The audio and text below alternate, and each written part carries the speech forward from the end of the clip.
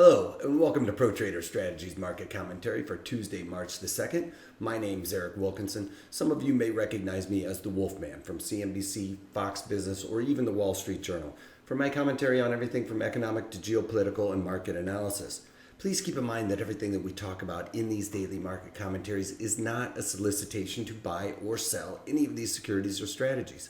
At the end of the day, I'm here to teach you some different strategies that you can implement into your own portfolios, but please do that in your own way. The reason why I can't give you a recommendation on a particular stock or strategy is because I don't know your risk parameters. I don't know what's in your portfolios, and therefore what I'm doing could be counterintuitive to what you are already doing. Having that out of the way, let's get this on. Day before Unenjoyment Friday, as we used to call it on the floor, so I don't know if we're going to see a whole lot of big movements in equities. We probably see more of a pullback as we've had this pretty big rally, especially after yesterday. Maybe some profit taking going on, shore up those positions heading into this binary event. The unemployment number being the biggest number of the month for all intents and purposes, especially for traders. So that's the thing to look out for. A lot of people will be hedging those positions heading into that number. A lot of people have a pretty good idea of what it's going to be, but having said that, you could always be surprised and want to make sure that you are hedged.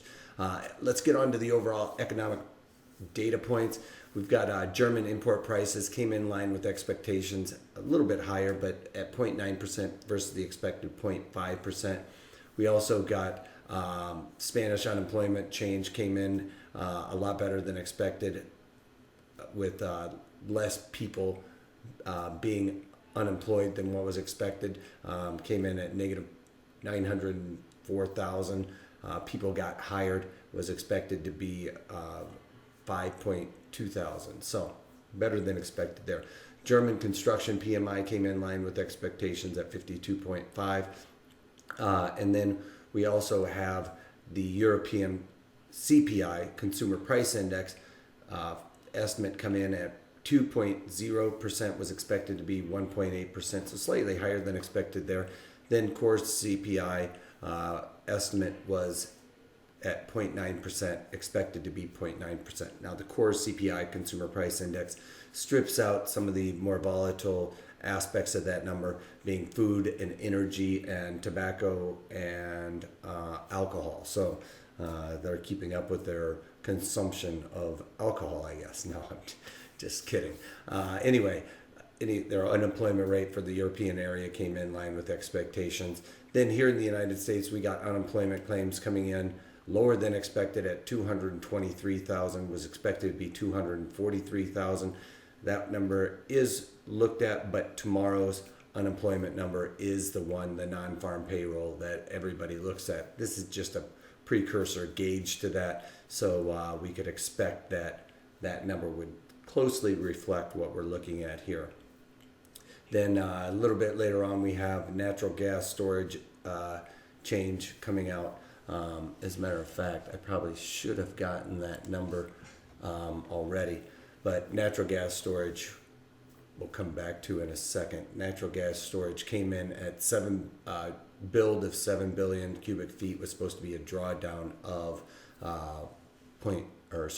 5 billion cubic feet.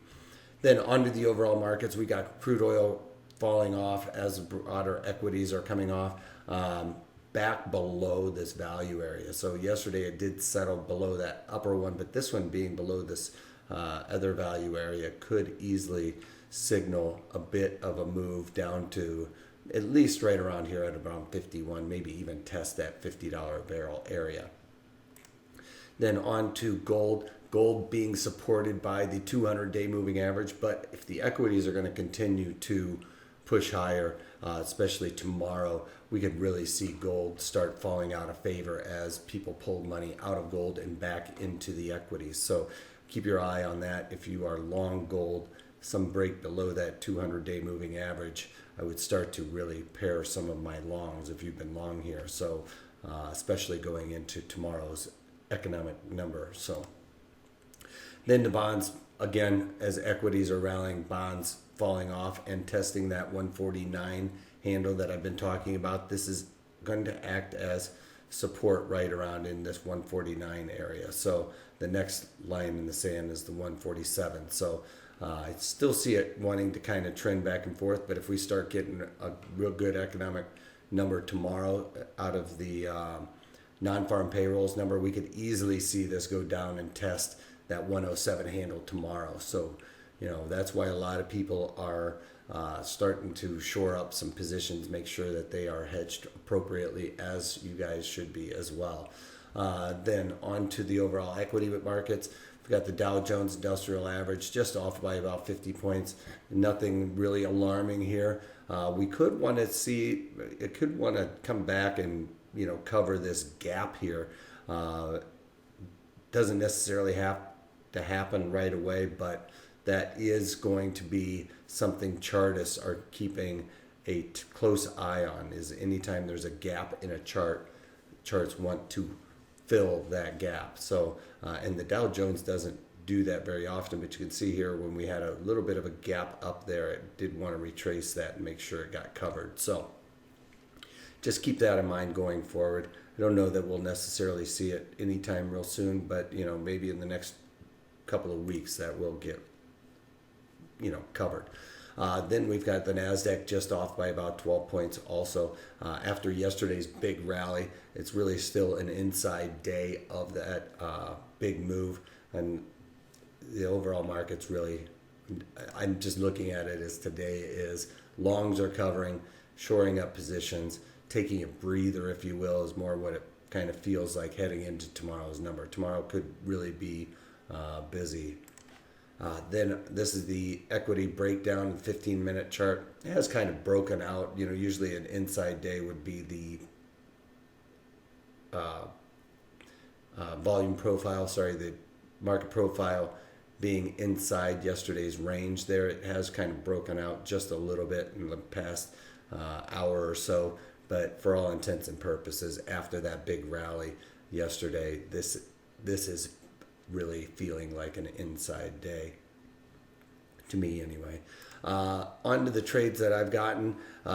Gilead Science, I talked about this yesterday, GILD, was working this order for the better part of the day, and it was the April 67.5, 72.5 call spread in there. And when I was talking to you guys yesterday, it was trading around $2.65, and I had a working order in for $2.50. So that's 50% the width of those strikes, which is what I was looking for that trade, and it ended up getting hit late in the day as the market kind of pulled back a little bit. So I ended up buying that for $2.50 because I had a resting order in there. Really hoping today that we settle above this value area. That would give this the opportunity to come up and at least trade to this value area, point of control, if you will, where the most time and volume has been spent. So that's the target I have for Gilead. Yesterday I never got onto the XOM. It just continued to rally. Oh, don't have the XOM up. But Gilead, XOM, let's just pull up the chart because I'm talking about it. XOM is just blasting off. Yesterday it was just unrelentless as it got into that value area. I was really looking for this to push higher and never was able to get on that. So, you win some, you lose some, but at the end of the day, you don't want to break the rules as to how much you are going to pay for these type of debit spreads, and I held to my guns on that one. Unfortunately, it didn't work out this way, but the risk reward was not there. So just a learning point for some of you guys. Don't always chase the market, because at the end of the day, you do want to stay mechanical. And if I would have chased this and kind of broken some of those rules, I would have increased my risk beyond what I would like to play around with for these type of trades. All right.